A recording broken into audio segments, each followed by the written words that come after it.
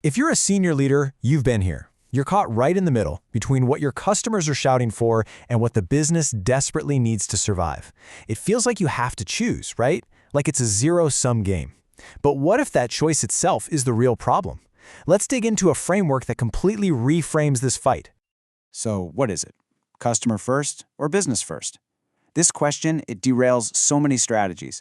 But honestly, it's a false choice. It's a trap. Picking a side is how you end up with failed projects, wasted money, and burnt-out teams. Today, we're going to talk about how to escape that trap for good. See, when you pick a side, you almost always end up creating one of these two things. On one hand, you've got the expensive hobby. Customers absolutely love it, they rave about it, but it just hemorrhages money. It's not sustainable. On the other side, you get the hated moneymaker. Yeah, it hits the revenue targets, but your customers can't stand it, and you know they're going to jump ship the second they find an alternative. Both of these are total dead ends. They're not creating real lasting value. So a leader's real job isn't to pick a side. It's to change the game entirely.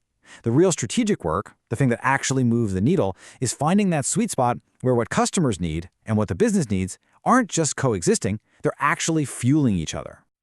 Okay, let's start with the first piece of the puzzle, the customer problem space. Just imagine this giant universe of everything your customers are dealing with, all their wants, their needs, their headaches. They need to get their car fixed, they're trying to figure out their taxes, maybe they just want to learn to play the guitar. The thing is, most of this has absolutely nothing to do with your business. It's just noise. Now for the second circle, and this is your world, the business outcome space. We're talking about the hard numbers, the goals that keep the lights on and drive growth. Things like revenue, market share, reducing churn. But if you only live in this circle, you start seeing your customers as just rows in a spreadsheet, and that leads to short-term thinking that pushes people away in the long run. This circle is the strategic lens you have to look through. And this, right here, is where it all comes together. This is the big aha moment. When you lay those two worlds on top of each other, you get this incredibly simple but really powerful diagram. The goal isn't to live in the customer circle or the business circle. The goal is to live right in that small, precious, and super valuable overlap in the middle. We call this the zone of value creation. This is the magic. It's not just any customer problem. It's a very specific kind of problem, one that, if you solve it, directly causes your key business metric to move in the right direction. This becomes your ultimate filter. It helps you cut through all the noise and focus on what truly matters. The great product discovery coach Teresa Torres said it perfectly. That business outcome gives your team focus. It's a beacon. It lets them stop chasing every shiny new idea and start homing in on the handful of opportunities that are a win for the customer and a win for the business.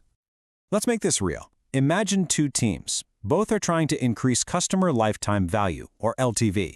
Team A goes business first. They just raise prices and make it a pain to cancel. Sure, they get a little bump in the short term, but customers are furious. Team B, though, they go looking for that intersection.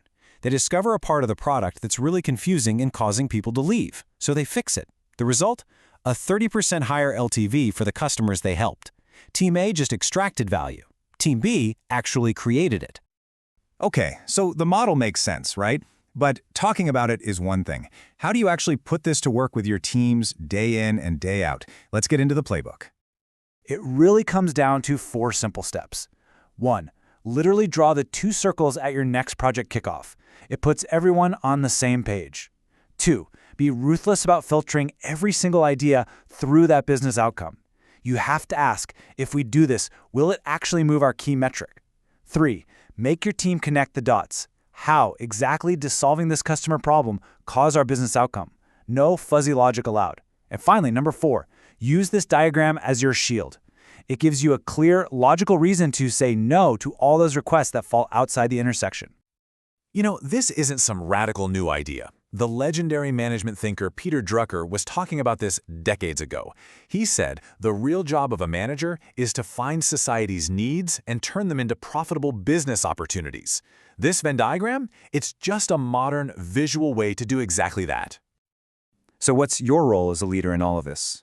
Well, it's actually pretty clear. First, you have to provide that single, measurable business outcome. Give them the destination. Then you empower your teams to find their own way there by discovering the right customer problem to solve. When they come to you with a plan, just ask to see their Venn diagram. And maybe the most important part, You have to be the one to stop funding projects that can't show that clear link. All right, we've covered the problem, the framework, and how to put it to work. Now for the most important part. What can you do right now to make this happen? It's this simple. On Monday morning, walk up to a whiteboard. Draw 2 big overlapping circles.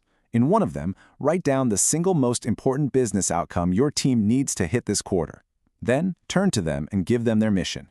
Your job is to go find the customer problem that lives right here, in the middle.